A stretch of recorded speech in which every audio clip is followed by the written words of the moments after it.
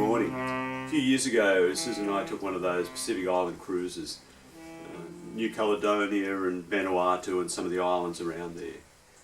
And for the most part, the sun was shining brightly, the weather was beautiful, and you looked out over the Pacific Ocean. It was kind, it was gentle, it was inviting, particularly in the early morning and late afternoon as the sun rose and set over this water. It was magnificent, beautiful. Through the day, the sun down with bright blue sky. It was blue and inviting and welcoming and wonderful.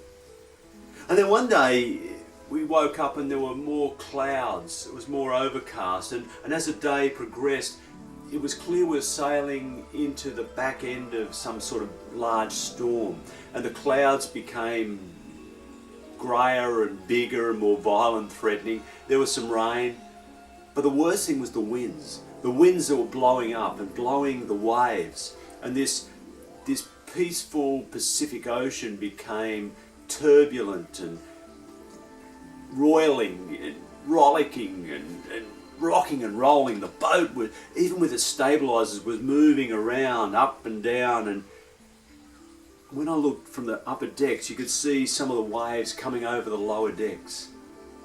They were big enough to embrace some of the low parts and belt the sides of this big boat. But when we looked out, 360 degrees of water, we were a very small boat in a very, very large ocean. And as I looked down into the waters that were rocking and rolling and no longer blue and inviting, but still grey and cold and turbulent and menacing. And it was almost as if the facade, this gentle facade of the ocean, this peaceful mask had been taken off, and the true nature of its violence, of its depths, of its threat was there. And as I think of that moment, looking down into the ocean and wondering what it would be like to be lost in this ocean, tossed and turned around, or in a smaller vessel, I realise it's an image of life. That the waters of our lives that surround us are sometimes still and calm and gentle, and the sun shines beautifully and it's peaceful. It's a lovely day for a little float across the ocean of life. But then there are times when storms blow up, when the wind and the rain and the waves threaten us. Sometimes out of nothing, all of a sudden we get the phone call and it's the news we hadn't expected, or the news we didn't want to hear. Death or illness or conflict or something. Accidents.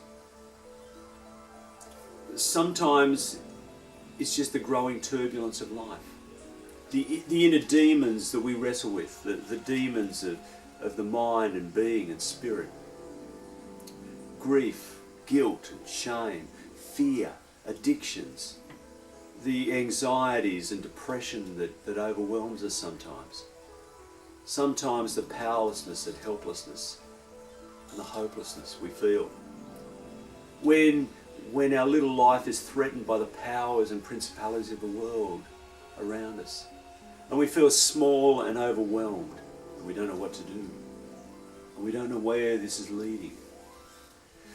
Sometimes it's the news we see on the TV or on our devices, the streaming news, of bombs and missiles and drone strikes in nations, killing people, innocent people, destroying public buildings and hospitals and grain silos. Of the persecution and oppression and warfare that happens across our world. That is so big and violent and beyond our capacity to do anything. We feel overwhelmed, and we feel the pain of those people that are suffering.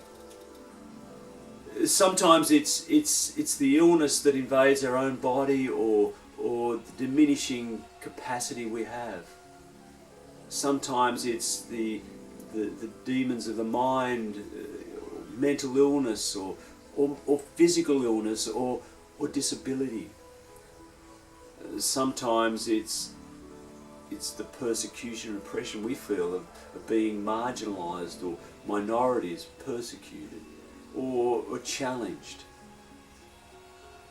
and our lives rock and roll and we don't know where to go. And we don't seem to have a grip.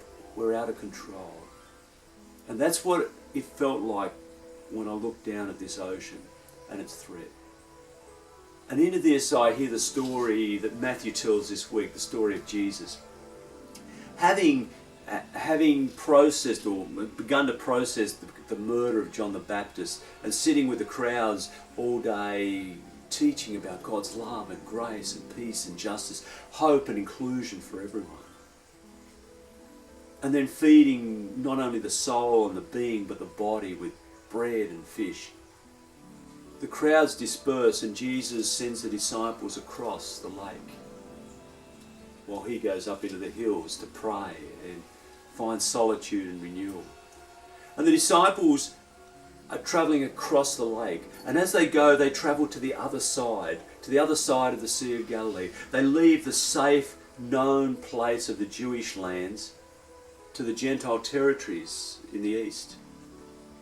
Still Roman world, but different people, different culture, different faith. It's the unknown places, it's the unclean places, the pagans, the Gentiles, the dangerous places, the places that Jews only go when there's no other choice, when they've got to go there. And the disciples are crossing to the other side. And I guess in Matthew's context, this little church, this little community in which he exists and is writing for, are this little boat on this sea of life, and they're sent out to live in this way of Jesus, along with other communities, struggling in the Roman world and the Jewish world where there's resistance and persecution and struggle. Struggling to understand what it means to walk in this way of Jesus, to live in this way of love and inclusion and justice and life, when they're just a small little community, a small boat on a very big sea. And as they travel across to the other side, they experience the threats of the sea. As the winds blow down through the hills in Galilee, they stir up the sea. And the waves grow more violent and the winds blow. And this little boat is rocked and rolled and terrorized by the elements. And the disciples, many fishermen, are afraid, knowing they shouldn't be out in this sea at night this time.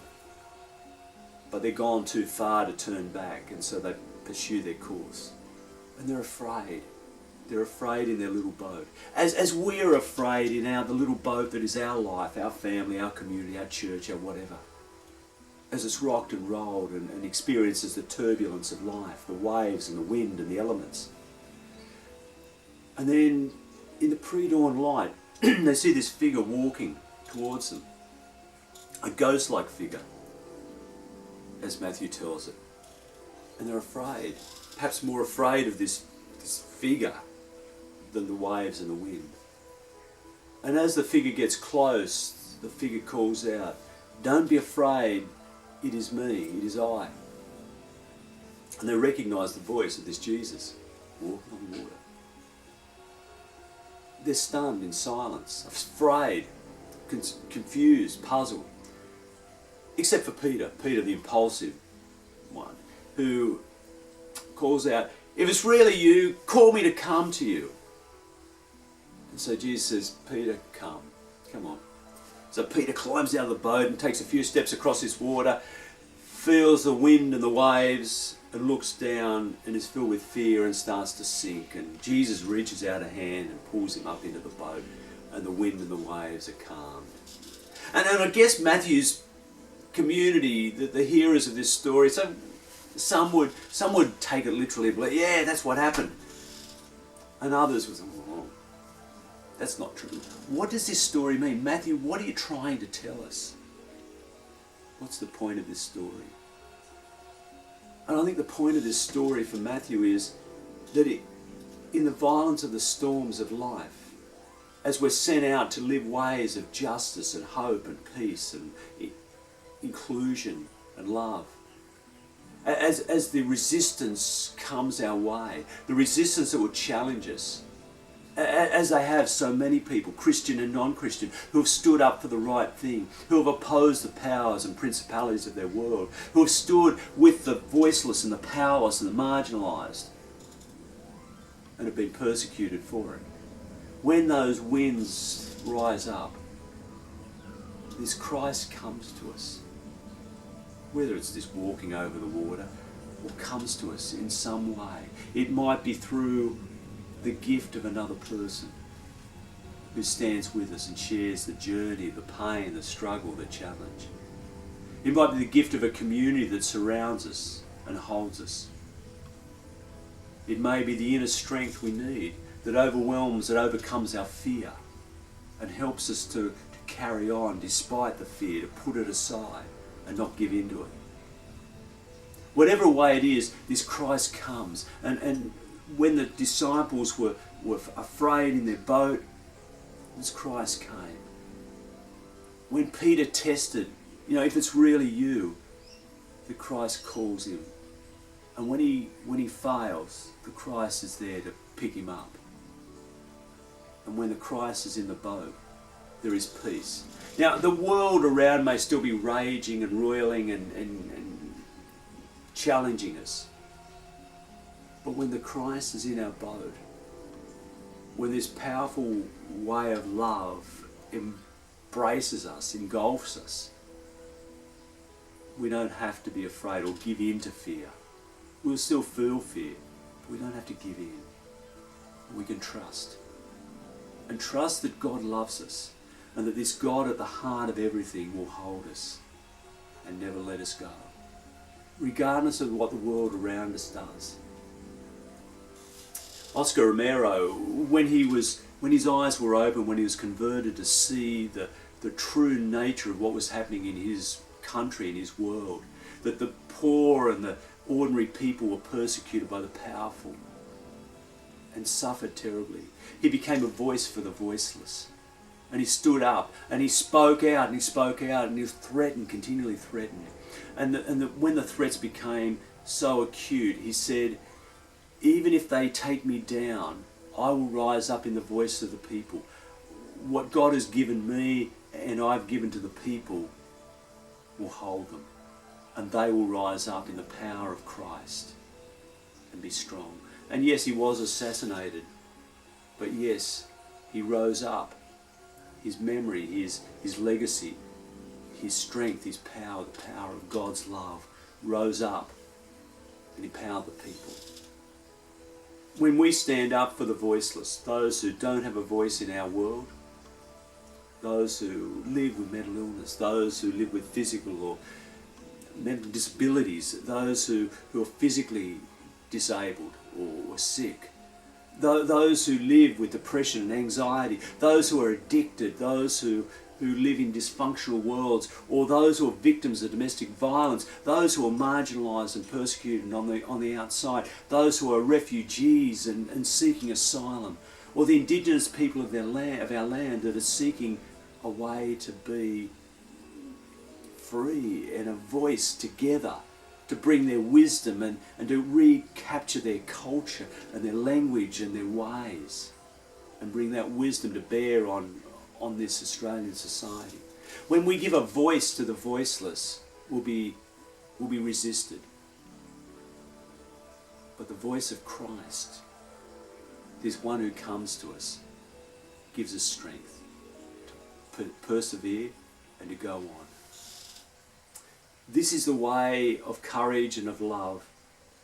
And our little boat on the ocean that is threatened, Christ comes to us and gives us hope and life and community and love.